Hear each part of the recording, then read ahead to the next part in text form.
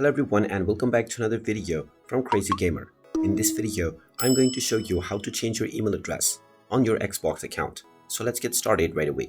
First of all, open up your Xbox application on your device. And if you haven't logged into your account already, proceed forward with your email address and your password.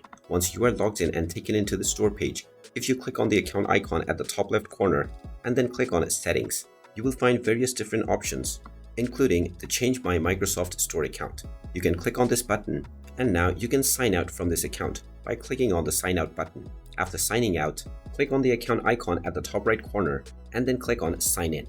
You can now choose your desired account or enter the credentials by typing in your email address and your password. Once you enter your password and proceed with logging in, your Microsoft Store account will be changed into the one that you just logged into. After this, when you go back into the Xbox application, you will see that your old email address will not appear anymore.